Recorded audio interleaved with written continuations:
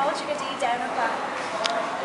Agus is mis is suir cin na bhóra. Táid in aice leis an innig siopadóirta, agus tá aimseach má. Níl sé churbáistí agus tá an green sa spéir. Tá a lán háisna ar fáil I Deo Mé. Bú bhrá lom dul go dtí an siopa bláthna. Lánimid ar bhaig agus roicimid isteach sa siopa. Níor darmid go dul.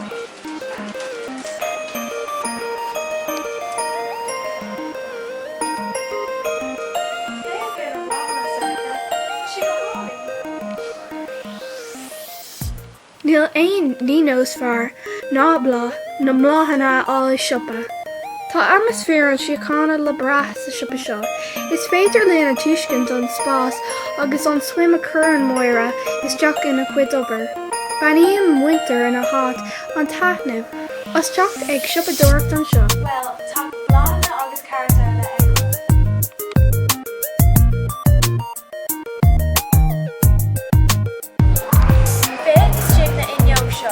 Mar ecinn tú tá fógra as Ghaeilge an seo a déir zón Ghaeilge go bhfuil trí Ghaeilge ar fáil an seo.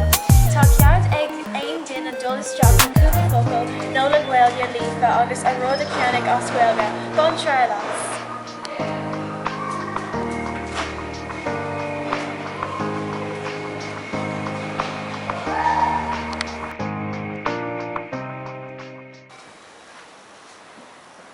Díos buit? Díos mar buit. Conas a féidir lom cabrú le?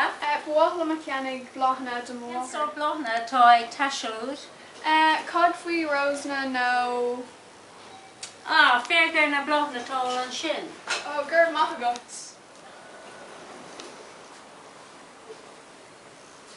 Tófi mé bláthna seo, cé féid atá arthú? Tá sé €2.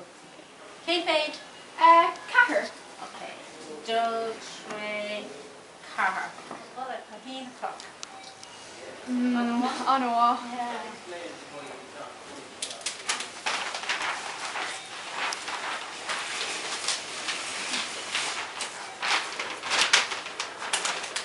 Okay. Skirming bucket.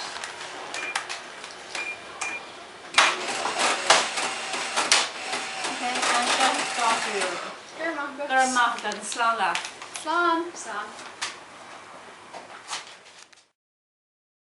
Féic ar na bláthana an seo, tá bláthna cartaí, cinneál agus brontanasaí a lán ar díal sa siopa.